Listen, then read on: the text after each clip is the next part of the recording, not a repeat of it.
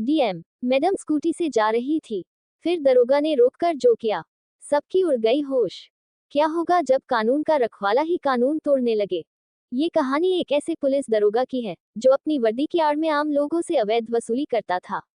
रोज की तरह वह चौराहे पर खड़ा होकर वाहनों को रोकता, कागजात की जांच के बहाने रिश्वत मांगता और लोग मजबूरी में उसे पैसे देकर आगे बढ़ जाते।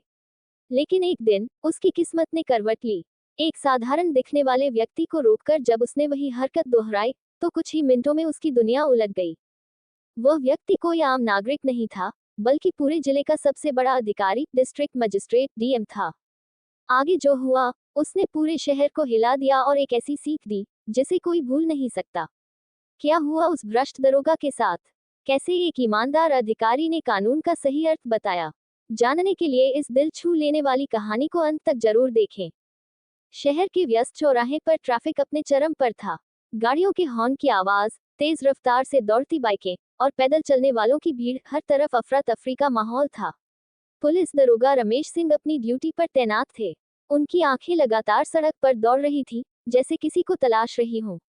वे रोज की तरह आने जाने वाले वाहनों पर नजर रख रहे थे, लेकिन उनकी रुचि केवल ट्रैफिक नियमों के पालन में नहीं थी। उन्हें आज भी किसी ऐसे शिकार की तलाश थी जिससे कुछ खास कमाई हो सके। तभी उन्होंने सड़क पर एक ऑटो को आते देखा। ऑटो पुराना था, लेकिन साफ सुथरा था। उसमें एक साधारण सा दिखने वाला व्यक्ति बैठा हुआ था, जिसकी पोशाक और हाव भाव किसी सामान्य सरकारी कर्मचारी जैसे लग रहे थे। उसकी आंखों में एक गहरी गंभीरता थी, पर चेहरे पर कोई तनाव नहीं था। दरोगा को लगा कि यह व्यक्ति ज्यादा विरोध नहीं करेगा, इसलिए उन्होंने हाथ उठाकर ऑटो को रोक लिया। ऑटो रुकते ही दरोगा रमेश सिंह अपनी कड़क आवाज में बोले, कागज दिखाओ। उनकी आवाज में एक आदेशात्मक रूप था, जिसे सुनकर ऑटो चालक घबरा गया। हालांकि वह नियमों का पालन करने वाला व्यक्ति था, इसलिए उसने बिना किसी देरी के अपने दस्तावेज निकालकर दरोगा के सामने पेश कर दिए। ड्राइवर के कागज पूरे थे, लेकिन दरोगा का असली निशाना तो ऑटो में बैठा यात्री था। दरोगा ने अब अपनी पैनी निगाह ऑटो में बैठे उस साधारण व्यक्ति की ओर घुमाई। उसकी निगाहों में हल्का संदेह था। उसके चेहरे पर एक खामोश मुस्कान थी, मानो वह इस स्थिति के लिए पहले से तैयार हो। दरोगा ने बिना कोई संकोच किए सख्त लहजे में पूछा, आप कहाँ जा रहे हैं? वह व्यक्ति हल्की मुस्कान के साथ शांत स्वर में बोला, दफ्तर। दरोगा को उसका जवाब थोड़ा असामान्य लगा। आमतौर पर लोग पुलिस से बचने की कोशिश करते हैं, लेकिन यह व्यक्ति बिल्कुल निश्चिंत था। दरोगा को महसूस हुआ कि मामला कुछ अलग है, इसलिए उन्होंने और सवाल करने की ठानी। उन्होंने संदेह भरे स्वर में कहा, पहले गाड़ी से उतरिए, फिर बात करेंगे। वह व्यक्ति बिना किसी आपत्ति के धीरे से ऑटो से उतरा और दरोगा की ओर देखने लगा। उसकी मुद्रा आत्मविश्वास से भरी हुई थी, मानो उसे किसी चीज का डर न हो। अब दरोगा को पूरा यकीन हो गया कि या तो यह व्यक्ति किसी बड़ी सरकारी पोस्ट पर होगा, या फिर बहुत चालाक आदमी। लेकिन उन्होंने इसे ज्यादा तूल न देते हुए अगला कदम उठाया। अब असली खेल शुरू होना था। ऑटो में बैठा वह व्यक्ति बिना किसी बहस के चुपचाप उतर गया। उसका शांत स्वभाव देखकर दरोगा को थोड़ा अजीब तो लगा, लेकिन उन्होंने ज्यादा ध्यान नहीं दिया। अब उन्होंने उस व्यक्ति को ध्यान से देखा। साधारण कपड़े, हल्का मैला कुर्ता पायजामा, पैरों में घिसी हुई चप्पलें और चेहरे पर गंभीरता। देखने में वह किसी आम मध्यम वर्गीय व्यक्ति जैसा ही लग रहा था, जो शायद किसी दफ्तर का छोटा मोटा कर्मचारी होगा। दरोगा रमेश सिंह ने अपनी पुलिसिया रौब झाड़ते हुए सख्त लहजे में कहा, पहले जांच होगी, फिर जाने देंगे। उनकी आवाज में धमकी भरा अंदाज था। वह व्यक्ति अब भी निश्चिंत मुद्रा में खड़ा था। उसने कोई विरोध नहीं किया, जिससे दरोगा और भी निडर हो गए। उन्होंने ऑटो ड्राइवर की ओर देखा और धीरे से उसे इशारा किया। ये वही इशारा था जो अक्सर ट्रैफिक पुलिस वाले करते हैं, जिसका मतलब था कि मामला बिना जुर्माने के निपटाया जा सकता है, बशर्ते खर्चा पानी दे दिया जाए। ऑटो वाला तुरंत समझ गया कि मामला क्या है। उसने डरते हुए धीरे से कहा, साहब, मेरे कागज पूरे हैं, फिर भी।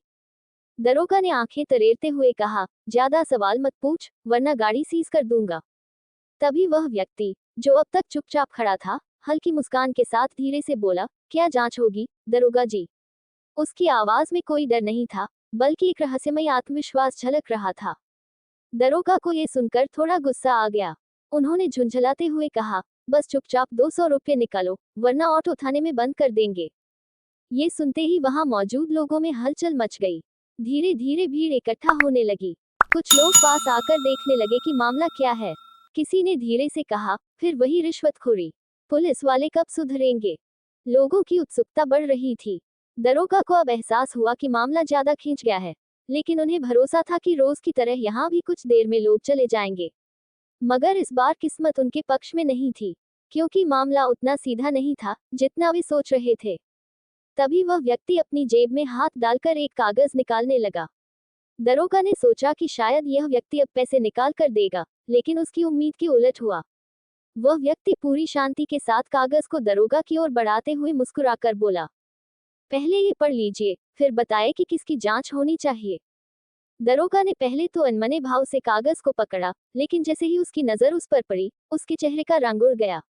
उसकी आंखें फटी की फटी रह गईं, और हाथ हल्के हल्के कांपने लगे।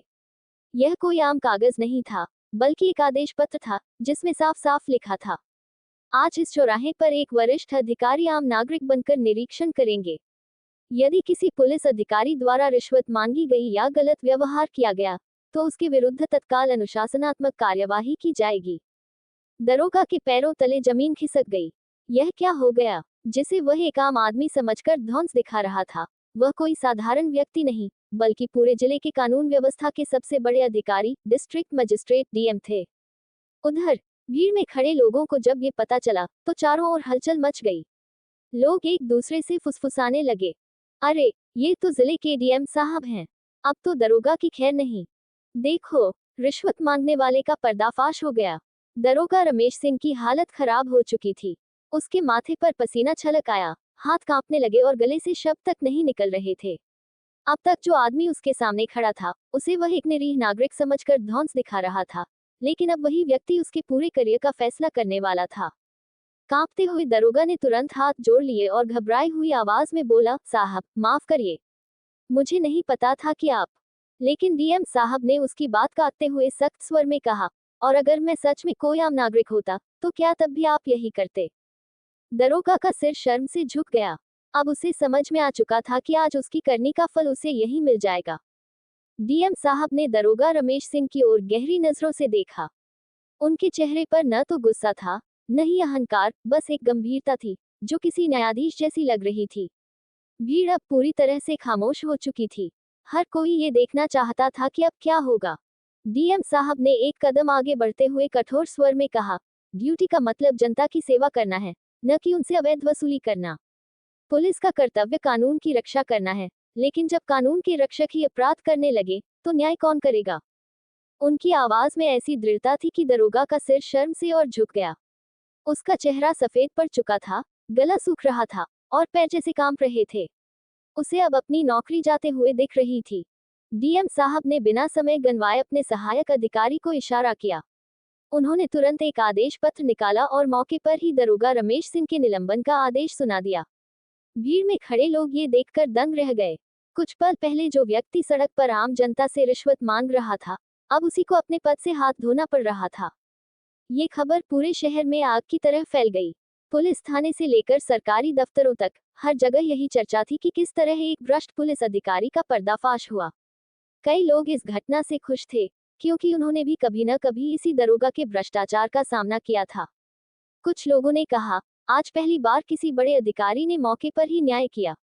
दूसरों ने कहा, अगर हर अधिकारी ऐसे सख्त फैसले लेने लगे, तो भ्रष्टाचार ही खत्म हो जाए।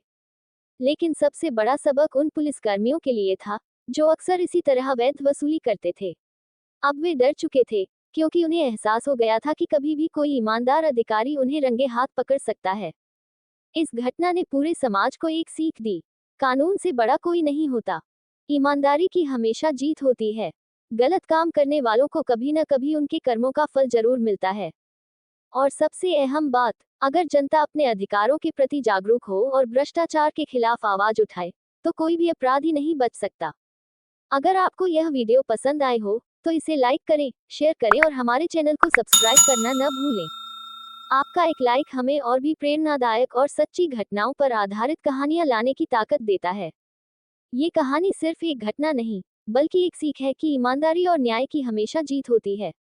इसे अपने दोस्तों और परिवार के साथ जरूर शेयर करें, ताकि हर कोई समझ सके कि कानून से बड़ा कोई नहीं होता और भ्रष्टाचार का अंत जरूरी है।